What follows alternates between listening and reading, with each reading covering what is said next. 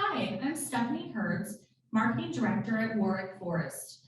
I'm talking to you today from our marketing office where we regularly meet with prospective residents to discuss options here at Warwick Forest.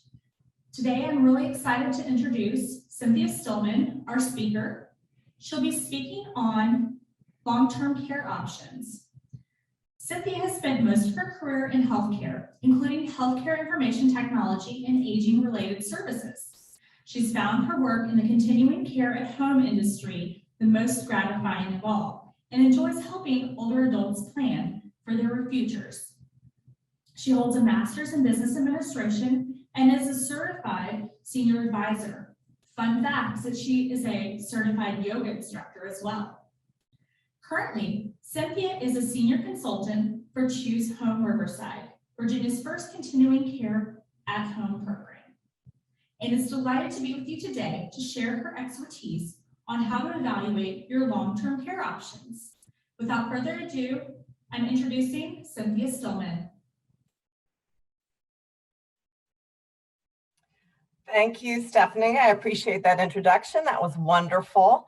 I'm very grateful to be with all of you today to speak on a topic that is really near and dear to my heart. As Stephanie said, I have loved working in long-term care, and I'm very delighted to share with you a framework today for evaluating your options. So I'm going to go ahead and share my screen, and we'll get started.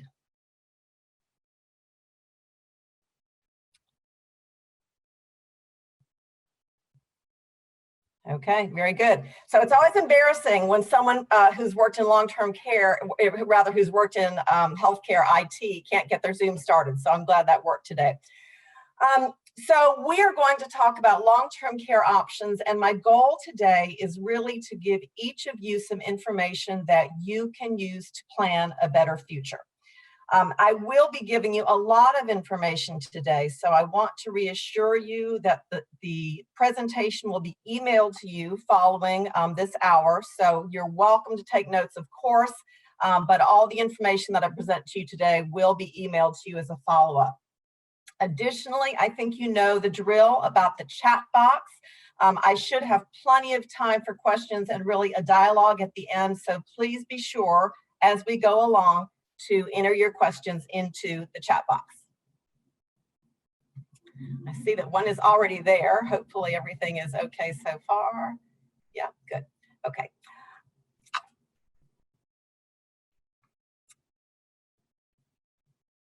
Oh, already have a little issue with my PowerPoint. Let me go right back to the beginning.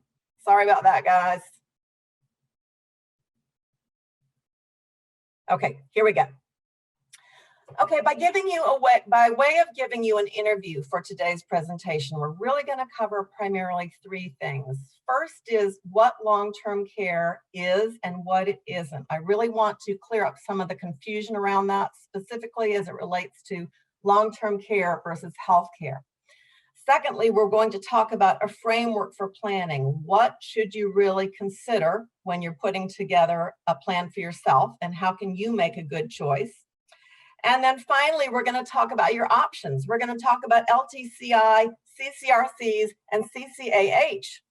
And that's a joke, because you may know that those of us who are in healthcare love to speak in acronyms, but today we're going to speak in plain English. So we're going to talk about long-term care insurance, continuing care retirement communities, and continuing care at home, which is something which some of you may not have heard of. So I'll make sure that before we leave today, you have a pretty good, at least high-level understanding of all three of those options. So long-term care, this is really important. It's not a place, it is an event. Needing long-term care is a time in our lives at which, either as a result of an accident or an injury or simply the normal process of aging and decline, we need some help. So you may have heard of ADLs, activities of daily living. When we need long-term care, perhaps we need assistance with the activities of daily living, eating, bathing, dressing, toileting, transferring. things that we need to do every single day to survive, much less thrive. So when we need support with those things, we are in need of long-term care. But needing long-term care can really begin before we need assistance with the activities of daily living. It can begin when we're only partially impaired and we need assistance with what are called the instrumental activities of daily living, or IADLs.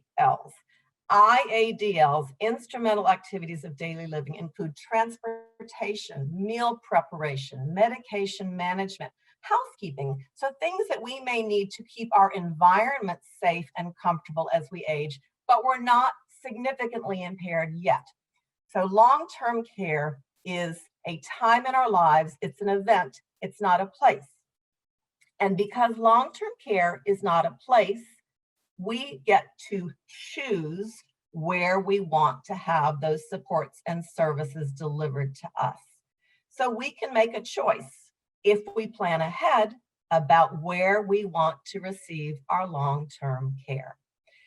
And there are really two primary choices available to us locally.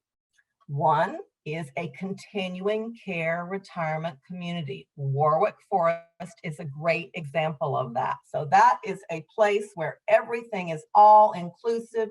You move in generally, you qualify medically and move into independent living, and you take advantage of all the amenities there, maybe the yoga classes or the book club or the bridge club or the wine club, right?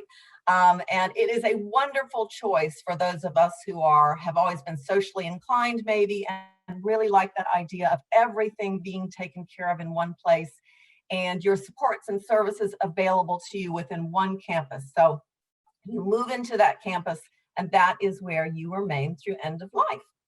Now, for some of you, you don't really want to leave your home.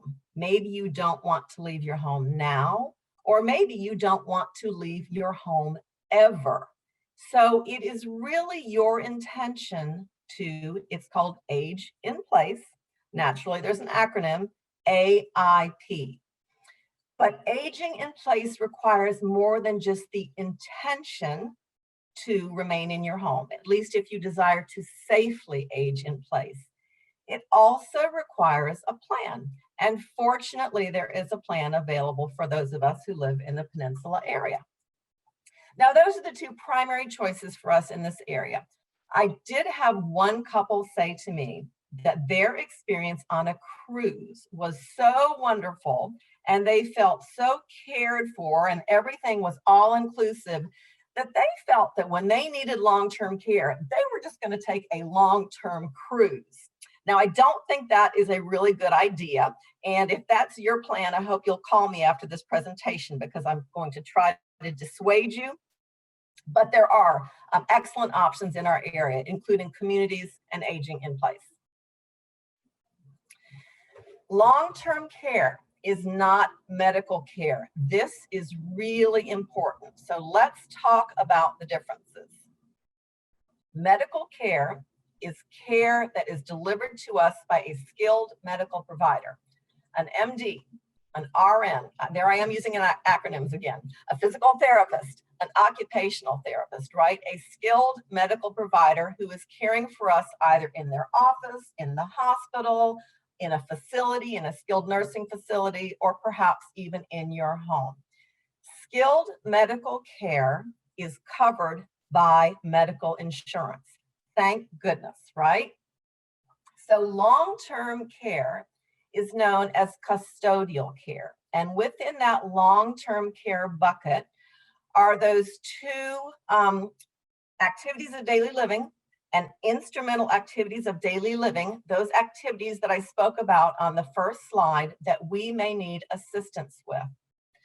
Support and services provided to us for assistance with our activities of daily living or instrumental activities of daily living, eating, bathing, dressing, toileting, transferring, right? That is not skilled medical care.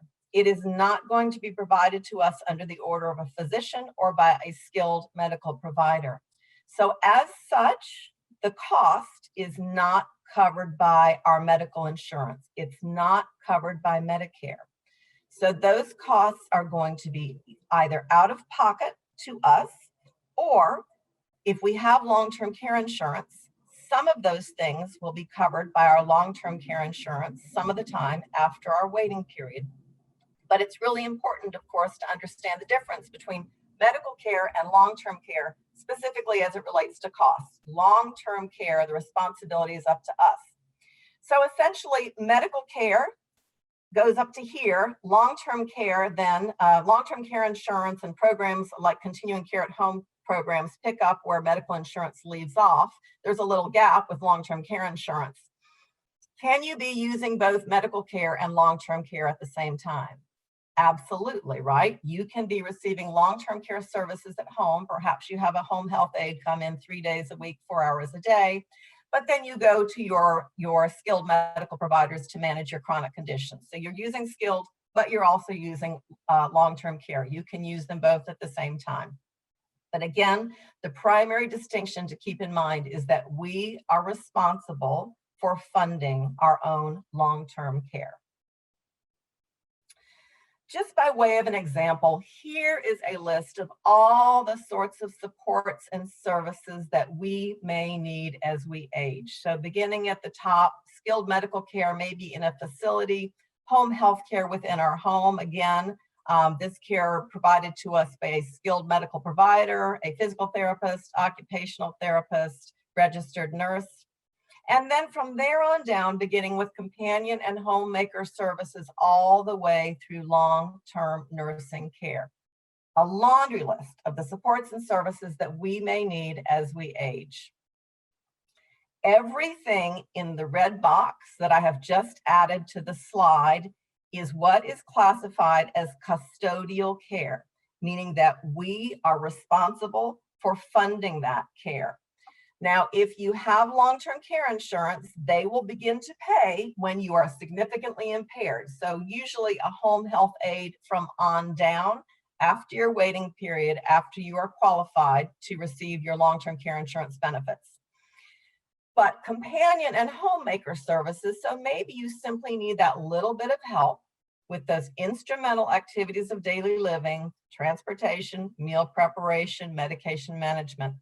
Long-term care insurance does not cover that until you are significantly impaired, right? So there's a gap. Even if you have long-term care insurance, there's a gap in terms of what you need to be prepared to fund yourself. So as we think ahead towards our long-term care, planning is absolutely key. Why does planning matter? Number one, planning really limits the consequences to our loved ones. Any of you who have helped to care for a loved one understand that this work is labor intensive, it's very time consuming, it requires expertise, and it can be emotionally, physically exhausting and financially draining. So most of us, if you have children, you have a spouse, obviously our loved ones want the best for us. But if we do not plan for our long-term care, we are leaving the responsibility to the loved ones to essentially, crisis manage at the time that we need care, if we have not created a plan for ourselves. So putting a long-term care plan in place is really a gift that we give to our loved ones. We say, hey, I've got this covered. It's not going to be your responsibility. Do they want insight into our care? Absolutely. Would they like to have some oversight? Almost certainly, right? But planning, the plan itself, putting together a plan in advance ensures that our loved ones don't have to pick up the pieces for us. Importantly, planning ahead is also really a gift that we give to ourselves because it empowers us to make the choices that we want for our future. So I don't know about you, but I don't really so much like other people making my choices for me. That makes me feel very dependent and as though I've lost my autonomy.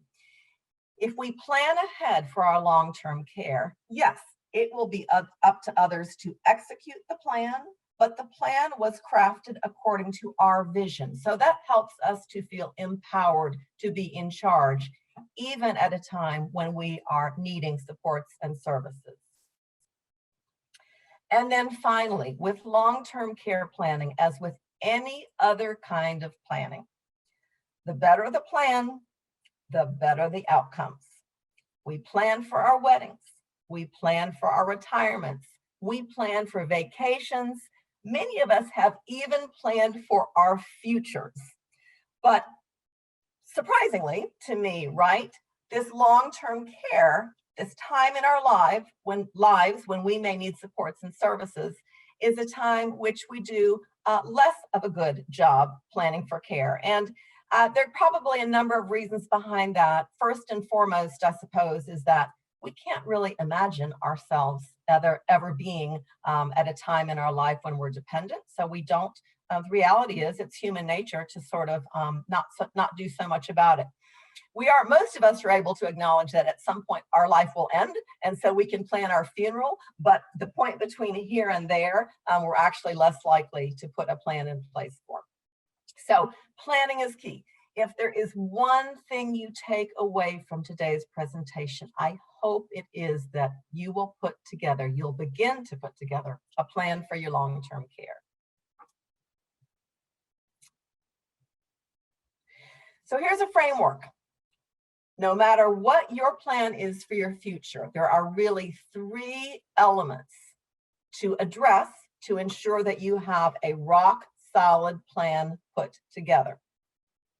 Number 1 is financial protection. Think about your plan and then understand, what is that plan going to cost you? How are you going to pay for it? And how can you protect your assets in the process? So financial protection, we'll talk about that more in a minute. That's a really important component of planning. Number 2, equally important, care coordination and advocacy. When I am receiving supports and services because I'm either partially or significantly impaired, I am not going to be able to coordinate the care myself, and I am not going to be a good advocate for myself, right? It's a time in my life when I am vulnerable and need help. I can't do the work myself, but I need to have someone on point to do this work. So as you put together your plan, think about who will be your care coordinator and who will be your advocate. So sometimes when I'm working with couples, right, they say, well, we'll do this work for each other. So understandably, right, if we're married, we want the best outcomes for our spouse. But the reality is, again, this work is time consuming, labor intensive, requires expertise, emotionally exhausting, particularly if we are caring for a loved one. But our spouse is aging right along with us.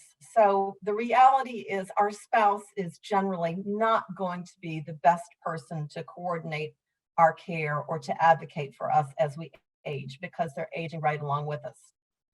Well, how about our children? Well, let's talk about that. So most of the people I work with say, my intention is not to be a burden to my children. I understand that there is a lot of work involved with care coordination and advocacy for someone receiving long-term care, and I don't want to do that to my kids, right? So my goal is not to be a burden. I don't think my children are the best choice. I will share with you, not that I ever anticipated my daughter to be my care coordinator, but I did want to fill her in on what my plans were. And I started to have a conversation with my adult daughter about my plans for my future long-term care needs. And she basically shut the conversation down. She said, "Oh, Mom, don't worry about that. You can come live with me, and then you can be my full-time nanny." Right? So I know you're all on mute, but I hope you're laughing at that the same way that I did, because there are 2 issues with there. One, of course, is I don't really want to be her full-time nanny. But secondly, when I need long-term care, I am not going to be in the position to care for my daughter's children, right? I will need care myself. And it's not that she was trying to be obtuse. I think it is simply that our children, though they do have our best interests at heart, it is very difficult for them to imagine our future selves, right? Because each of us, if we're lucky enough to live long enough, is going to become needier than we are now. And our children can only see us, at least in my case, I know, as sort of the rock that I am for her now. But we do become needier. And in most cases, our children are not the best choices for our care coordinators or our advocates as we age. And then finally, as you're putting together your framework, as you're thinking about that framework for evaluating your long-term care options, number 3 is just as important as number 1 and number 2, and maybe even more so because of some of the current dynamics in our economy and demographics. So access to quality care. As you're thinking about your long-term care plan, how can you ensure, number 1, that you can identify quality care? Do you know who's licensed and bonded and insured and qualified? You don't just want to Google quality care, right? Because because it's on the internet doesn't necessarily mean that it's true. But then secondly, the demographics, I think I'll talk about this more in a later slide. The demographics right now, because of the baby boom population, the silver tsunami that we are, 10,000 of us turning 65 every day, rolling into needing care all at the same time, there's simply not a proportionate population of individuals to take care of us as we age. So accessing quality care because of the issues of supply and demand is a really important component of a good long-term care plan. All right, so the 3 pillars, financial protection is number 1. Financial protection matters. Why does it matter?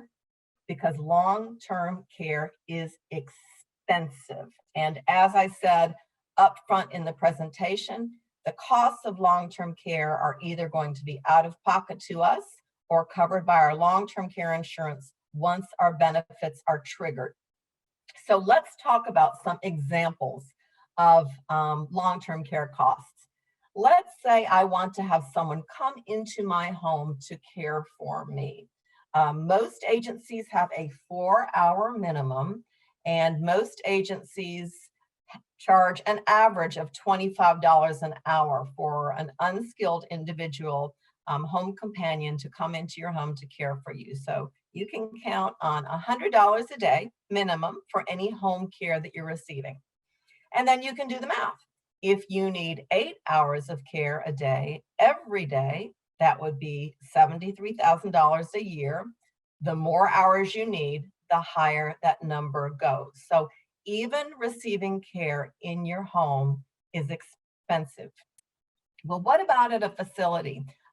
When I talk about facility-based care, I'm talking about assisted living. Some people may call it AL, but I'm going to call it assisted living, nursing, memory care, or maybe some adult day services. The market rate for those services in our area can be more than $250 a day for assisted living and can be more than $300 a day for a private room in a nursing level facility. So a significant amount of money, averaging annually, ballpark $100,000 a year and up. So financial protection matters, right? It's important that we do our homework and understand what sort of costs we might be anticipating so that we can prepare for them accordingly. Care coordination and advocacy matter. As I said, someone needs to be on point to do this work for us when we need supports and services. Having a care coordinator and an advocate will promote the best outcomes for our long-term care. And ideally, this sort of work begins before we need any supports and services.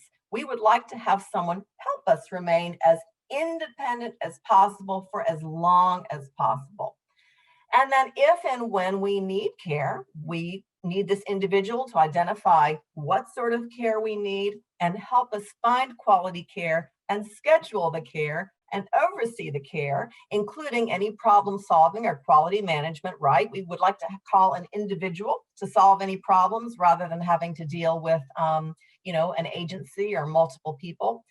And finally, who's going to be administering the care? Who's going to be assisting with the paperwork, including if you have long-term care insurance, who can assist with ensuring that that long-term care insurance is actually used when you become eligible for it. So lots and lots of work to be done with care coordination and advocacy.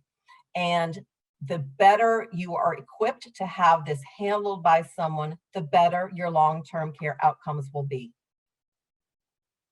Access to quality care matters. So securing quality care in today's environment can be challenging. I work for Riverside.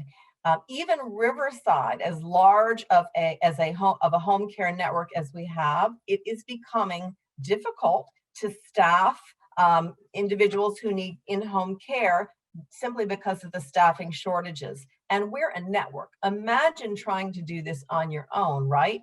And then there come all those questions of who do I call? How do I know if they're properly licensed and credentialed and insured? How can I ensure that they're going to be there for me when I need them? Again, we have the issue of supply now, which should become, is expected to become even more critical over the next 10 years as more baby boomers age into needing supports and services. And then finally, who will be my voice and advocate for me when I am incapacitated?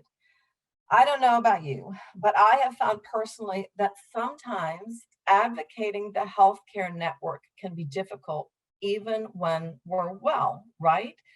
Sometimes we need an advocate, sometimes we need an expert, sometimes we need someone who really understands the system. So imagine having to do this when we are partially or significantly incapacitated. Accessing quality care matters. So that brings us to some long-term care options. Today, we're going to talk about the three primary ones. Number one, long-term care insurance. Number two, continuing care retirement communities. And then number three, continuing care at home. Again, I expect that most of you are familiar with long-term care insurance and continuing care retirement communities, but we're going to go through those. And then we'll spend a little more time on continuing care at home, because my guess is that some of you may not have heard of that and may not know that we have a local option.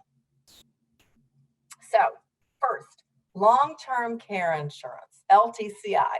My guess is that probably 40% of you have long-term care insurance. Now, long-term care insurance, like all insurance, is a prepayment at a discounted rate for possible future costs, right? So you insure your car, not because you hope or want to wreck it, but because you want to be covered in case you do. You insure your home against loss through fire, not because you're planning on burning it down or expect that it will burn down, but that you want to be covered, of course, in case it does. Now, the statistic that I've heard is something like we are 600 more times likely to need long-term care than we are to have our house burned down. So does it make sense to have some financial protection against our long-term care? Absolutely, it does. Is this long-term care insurance, is this financial coverage that we have from long-term care insurance, is this something that we want to get an ROI on? Do we want to get every last dime that we paid into our long-term care insurance policies back? No, we don't. Not really. Because in order to have our long-term care insurance benefits triggered, right, we have to be significantly impaired. It's catastrophic coverage. We can't take advantage of it until essentially we've wrecked our car, right? They're not going to pay to just polish up the fender. So long-term care insurance is a good thing, in my opinion. It's important to have, right? Because it provides financial protection. But it's not really something that we want to lose, because in an ideal world, right? I don't know about you, but I'd want to be healthy, and then one day I die peacefully in my sleep after having lived a very long, healthy life, never having used a dime of my long-term care insurance. Okay, with all long-term care insurance policies that I have ever seen, there is a waiting period. So it might be 30 days, it might be 60, 90. I have seen up to 120. So we do need to be prepared to fund our own long-term care during that gap, during that waiting period. I just spoke about this, but long-term care insurance is catastrophic coverage. The benefits are triggered when we are unable to manage 2 of 5 of our activities of daily living: eating, bathing, dressing, toileting, transferring, or we are cognitively impaired. If we can no longer manage 2 of our 5 activities of daily living, we are significantly impaired, right? Our long-term care insurance benefits are triggered, but there may well be a time, and for most of us there is, right? Before we've fallen off that cliff, we just need a little bit of help. We have peaks and valleys as we age. It's a slow, gradual slope for many of us of decline, and we need some help intermittently and generally more and more over time. But until we are significantly impaired, again, long-term care insurance benefits are not triggered. So we need to think about that. And then finally, long-term care insurance is a financial product. It is not a long-term care plan. It has nothing to do with where you want to receive your care, who's going to provide that care, who's going to coordinate the care, etc. It's a financial product. It's financial protection. Is that important? Absolutely. Is it a long-term care plan? No, it's not. For those of you who have long-term care insurance, if you have not recently received and studied a statement of current benefits, I highly suggest that you do that, because for those of you who bought your policy 20 years ago or longer, I find over and over again, people do not really recall or understand what they own. So request a statement of current benefits, understand what the elimination or waiting period is, what the current daily and lifetime maximums are. I've met with people who thought they had $400 a day. They actually had $200 a day, and the inverse from time to time. Ensure that home and community-based benefits are the same. So home and community-based benefits are the same as facility-based benefits.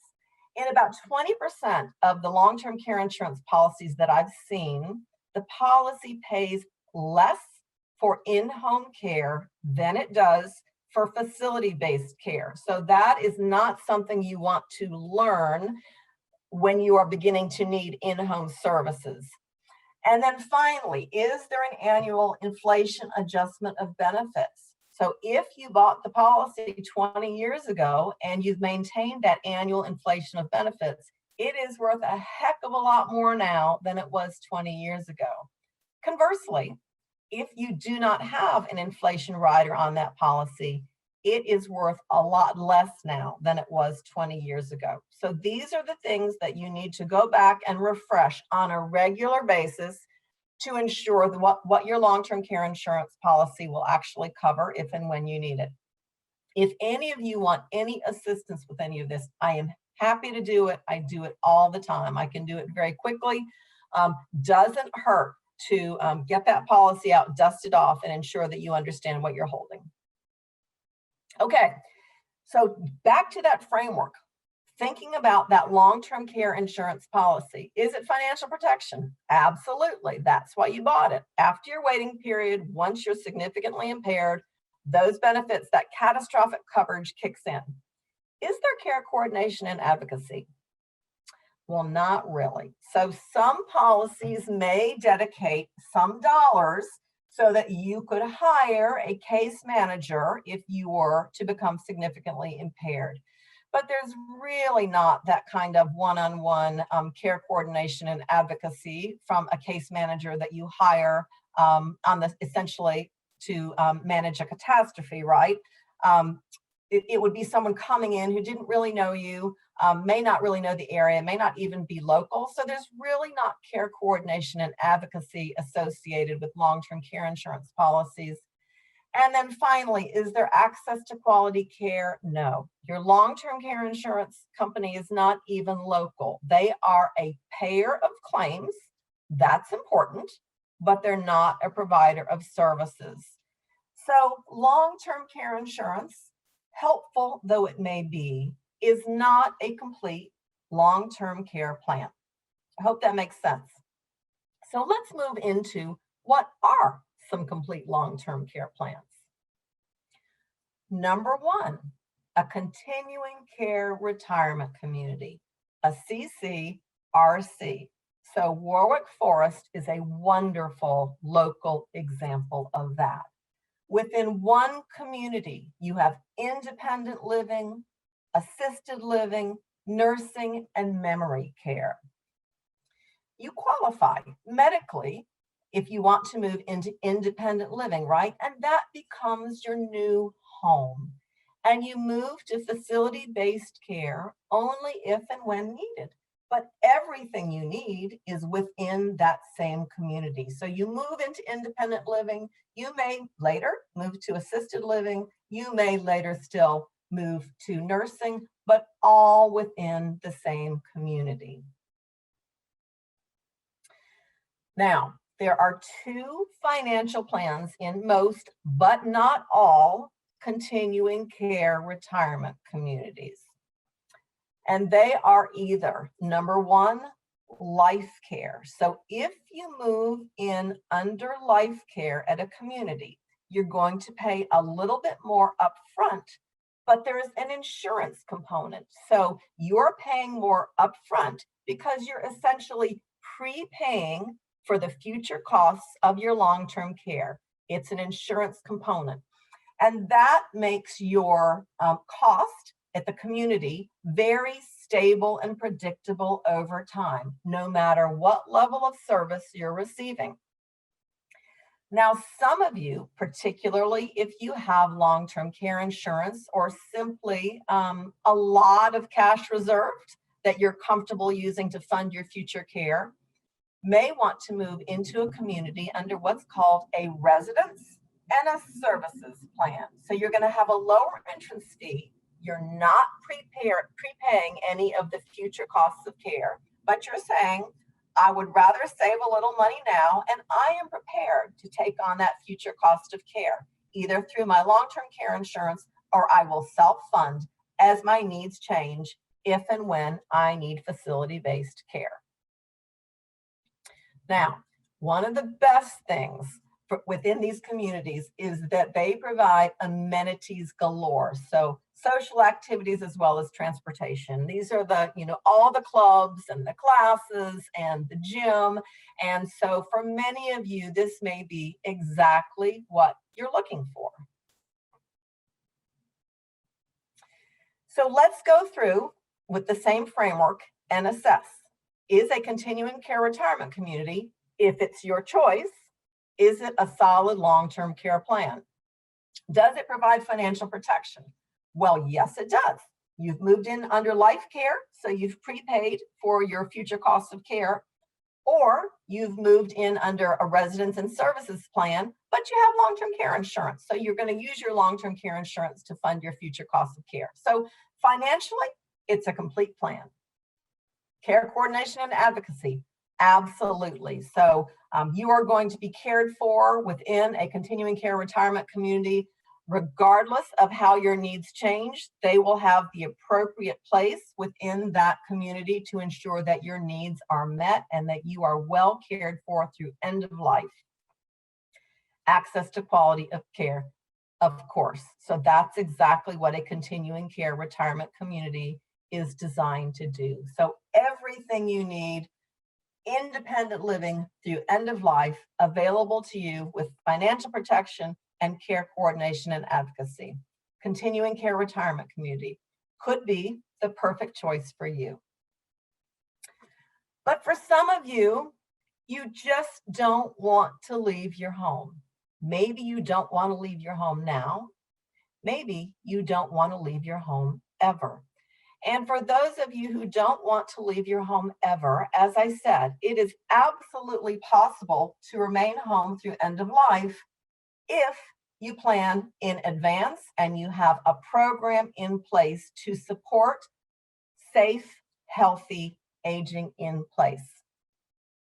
Fortunately, In our area, we do. There is ChooseHome Riverside.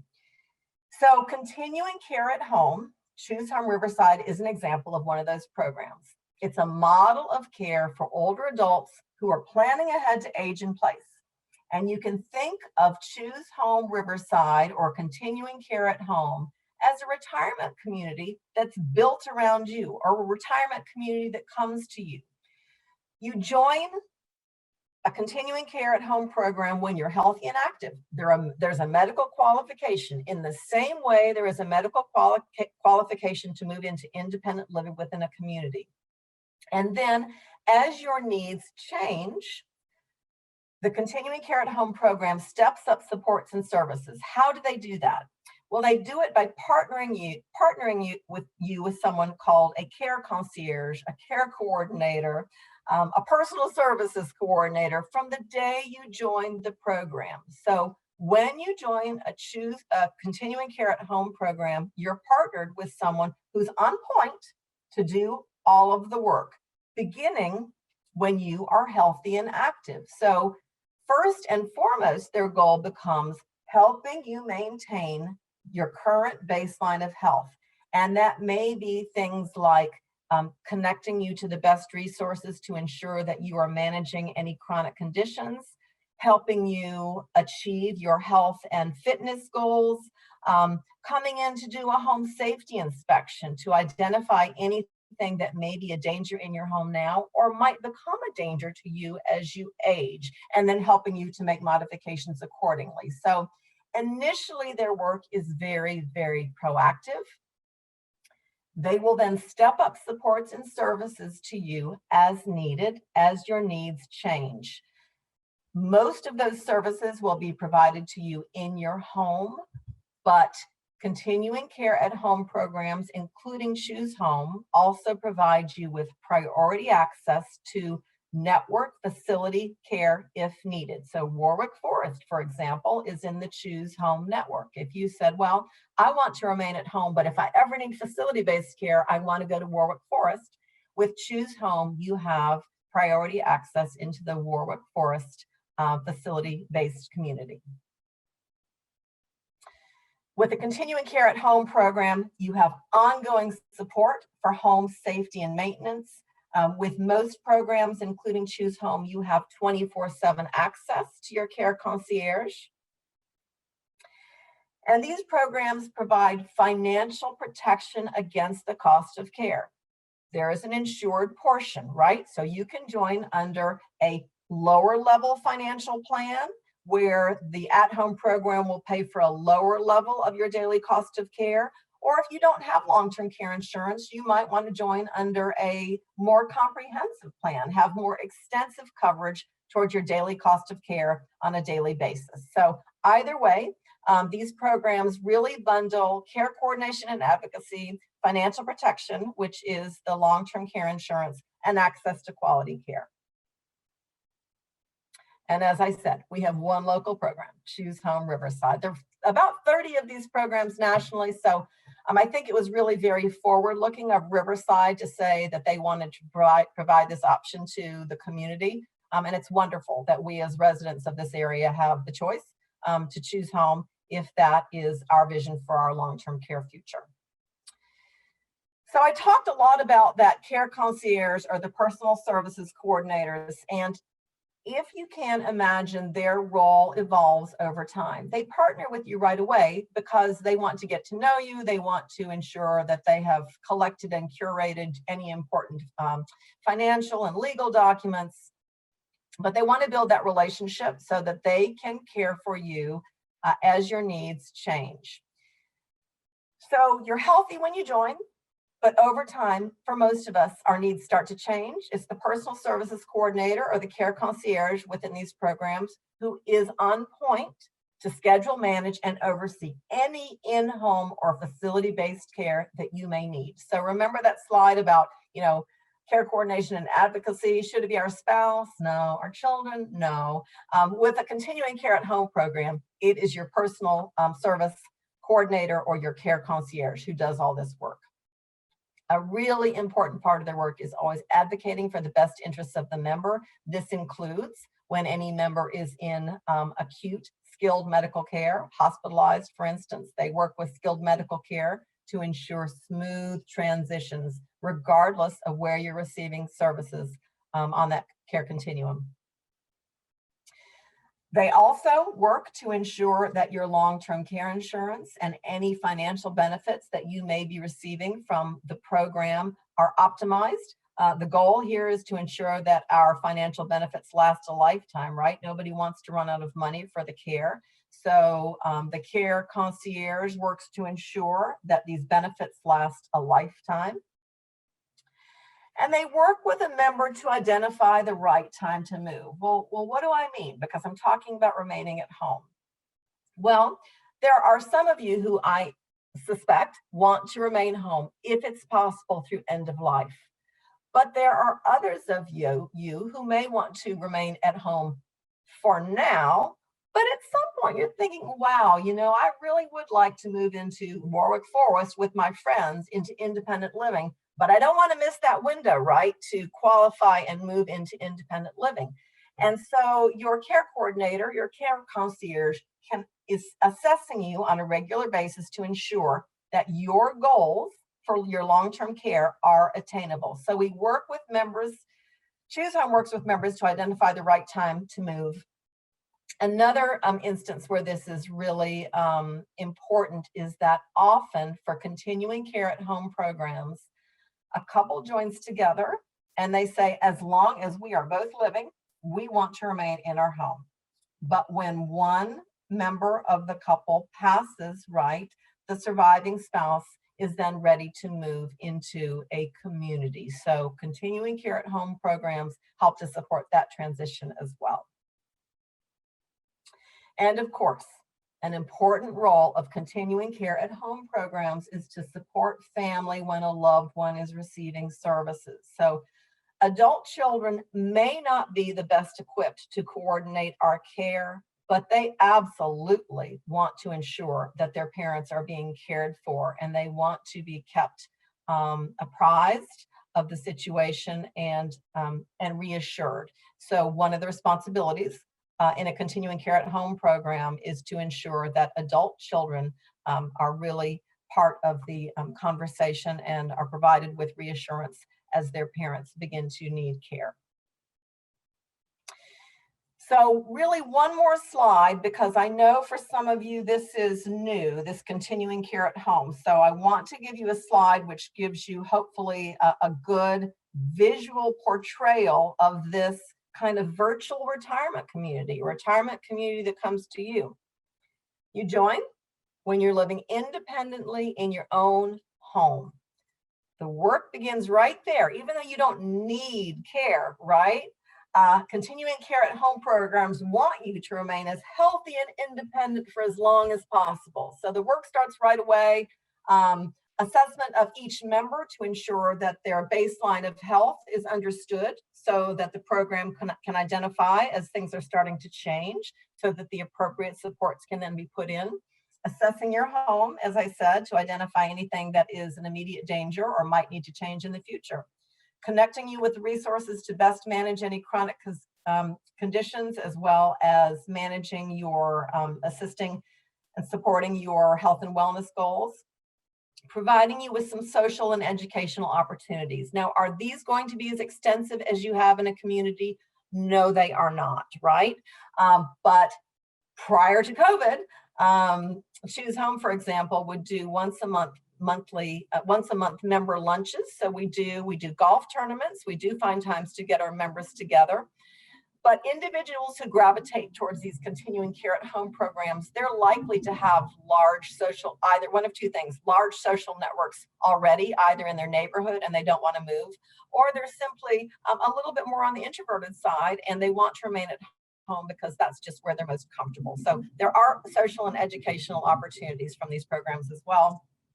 And an important part of the process is that proactive care planning. So you are in the best position that you will ever be in right now to plan for your long-term care by virtue of being healthy and active. We want to take advantage of that to put plans in place now to ensure that your vision for your future will unfold the way that you want it to.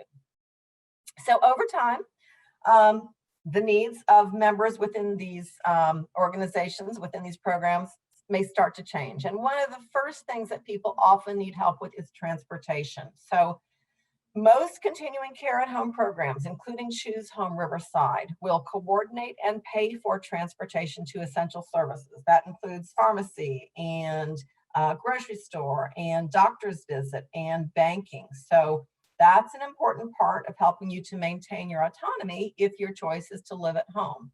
There's also in-home technology available to prolong your independence at home, including personal emergency response systems and medication dispensing units.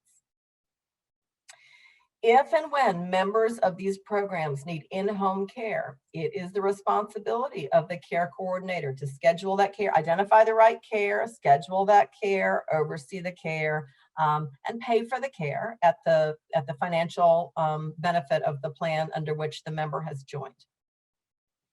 If there's ever a time at which a member needs some facility-based care, again, these programs provide you with network-based priority access to some of the best facility-based care in the area. But if it is your goal to have that facility-based care, rehab there for as long as necessary, but then return back to your home to continue to rehabilitate, it is the role of the personal services coordinator or the care concierge to assist you, advocate for you throughout that transition, and then place care back in your home so that you can continue to rehabilitate once you return back to your home. And then finally, because this is a life care plan built around you, it is entirely portable. So if at any point you decided, I actually want to move to a different home, a different state, or I want to move into a continuing care retirement community in independent living, you can take the entire program with you. So ChooseHome, for example, has members currently living at Warwick Forest, living in Patriots Colony, living in Williamsburg Landing. They enjoy all the benefits of this continuing care retirement community and all the benefits of a continuing care at home community. So they sort of have the best of both worlds. So assessing the continuing care at home programs in terms of that framework, which I've asked you to use to really assess any of your long-term care plans, any of the plans that you may be thinking about. Financial protection, absolutely. There is an insured portion of all continuing care at home plans. Care coordination and advocacy, absolutely. So when you join these programs, you have, you're partnered with that care coordinator, that care concierge from day one. And access to quality care, certainly. You have access to, you have preferred access to facility-based care and access to home-based care by virtue of joining a continuing care at home network. So those are the primary options: long-term care insurance, which again, it's not really a complete plan, it's a financial vehicle, continuing care at home, and continuing care retirement community. Now, the question is, can those plans be combined? And this is where this presentation gets a little bit complex. So again, I want to reassure you, I am a phone call away. You can call me at any point to talk about your questions, your confusion, or your needs. But the answer to this question, can plans be combined, is absolutely yes. So let's talk about that. Let's say you have long-term care insurance and you want to move into a continuing care retirement community. You move in under residence and services. Generally, right, you save a little money because you're going to use your long-term care insurance to pay for your care if and when you need facility-based care later on. So that's relatively simple. What if you have long-term care insurance already, but your desire is really to age in place and you like the idea of continuing care at home? Can you join a continuing care at home program? Absolutely. So you can merge your long-term care insurance with the benefits of a continuing care at home program and only buy maybe a small financial supplement right? A small amount of long-term care insurance from that continuing care at home program to supplement the long-term care insurance that you have, to pay during your what would be a waiting period from your long-term care insurance policy, or to pay when you are only partially impaired. Remember, your long-term care insurance benefits are not triggered until you are significantly impaired.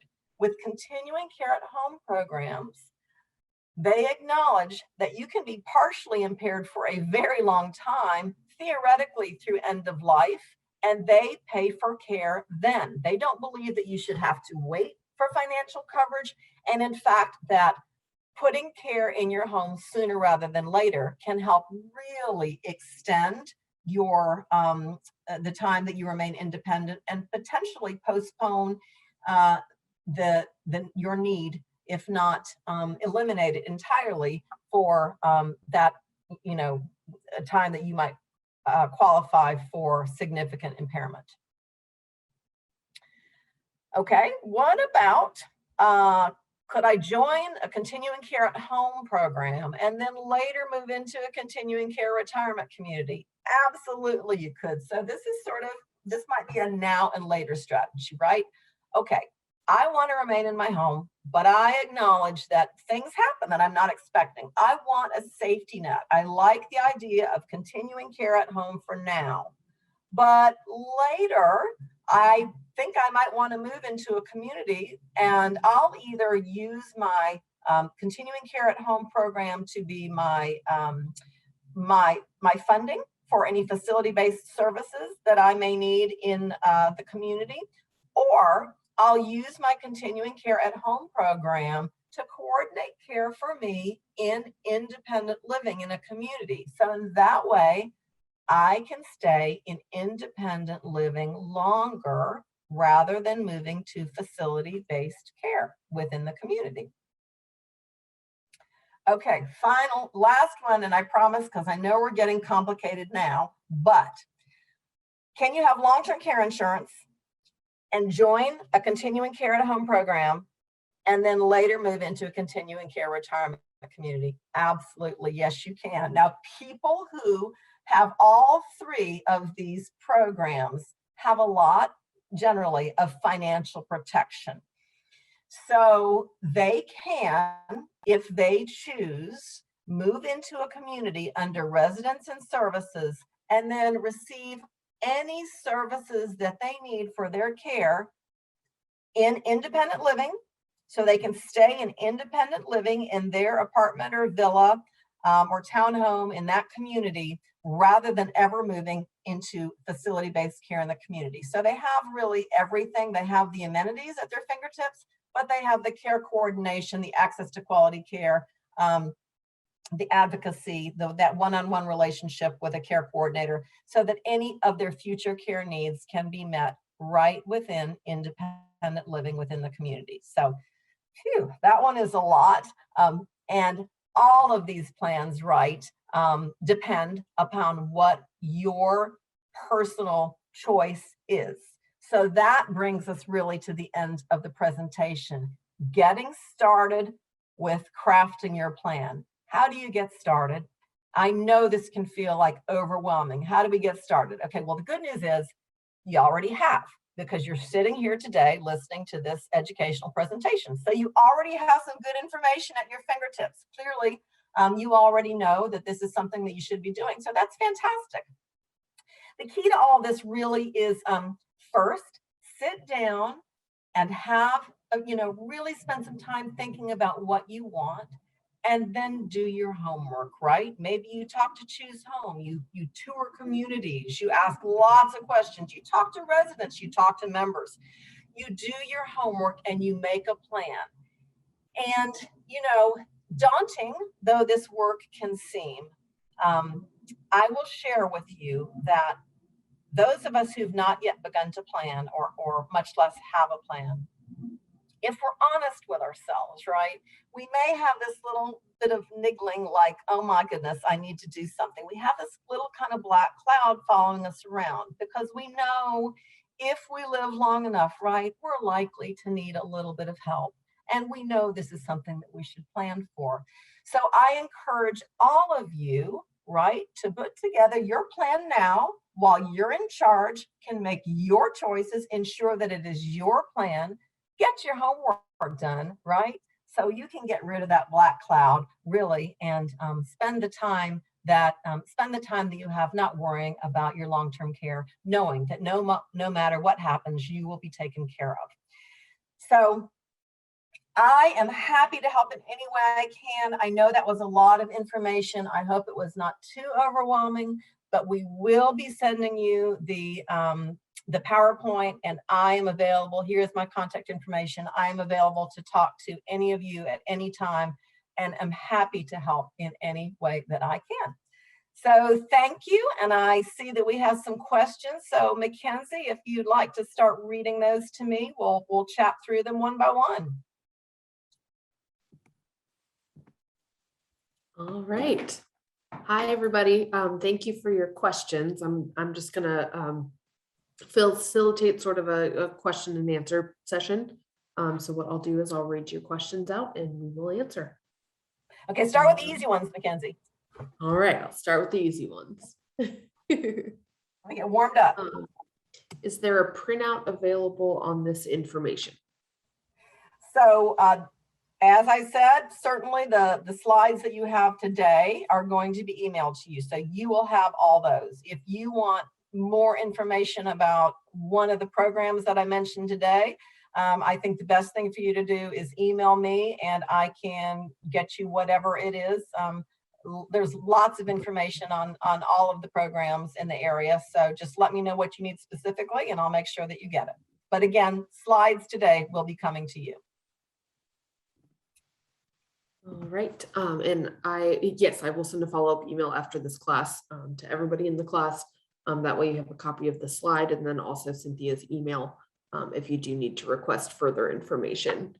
And then it looks like the only other question we have right now is, can you give some idea of the upfront and monthly cost to join ChooseHome?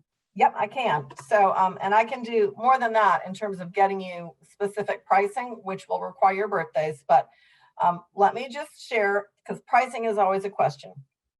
Pricing for continuing care at home, ChooseHome specifically, is a function of three things. It's your age. It's how much financial protection you want from ChooseHome, how much risk you want to transfer out of your pocket over to ChooseHome. Do you want to transfer $110 a day or $275 a day? And then finally, for what term do you want? Do you want a shorter term or do you want a longer term? Just like any long-term care insurance policy, there's a term associated with it. The longer term, the more expensive the product. So to join ChooseHome, there is an entrance fee and there is a monthly fee. In the same way you might move into a community, there's an entrance fee and there's a monthly fee. Now, the entrance fee to move it to join ChooseHome is much less than to move into a community, but you still need to maintain your own home because your plan is that you're remaining at home rather than moving into a community. So that's something to think about. So on the low end, the entrance fee for an individual to join ChooseHome is around $8,000. And on the low end, for an individual to join ChooseHome, the monthly fee is around $350. Now, there are discounts available for couples and certain other discounts available. So it really warrants a one-on-one conversation and a proposal, I think, if this is something that you think might be a good fit for you. But just in terms of ballparking it, you can think entrance fee, $8,000 and up, depending on how much financial coverage you want, and monthly fees, $350 and up, depending on if you want more financial coverage. So great question. And happy to get you more details once I have more information on your age and your specific needs and your situation. And so can they email you directly if they're interested in ChooseHome? Yep, absolutely. Awesome. All right, well, it looks like those were all of our questions. I know lots of information and they'll get the PowerPoint, so they might have more questions once they have the PowerPoint in their email. But I think that about ends us for today. All right. Well, listen, again, I am really grateful to have had all of you here today, and I hope this was helpful.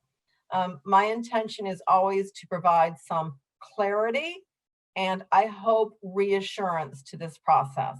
I am here to help, whether you decide, wow, continuing care at home is for me, or I really want to look at all the communities. I will help you make introductions, do anything that I can for you, or maybe just look at your long-term care insurance policy. I'm happy to help. Please let me be a resource. And any of you who are thinking that a long-term cruise is your answer for your long-term care, please give me a call because I'm going to try to talk you out of that one. All right. Well, thank you so much for your lecture today. And everybody, you have a great weekend. Take care. Bye.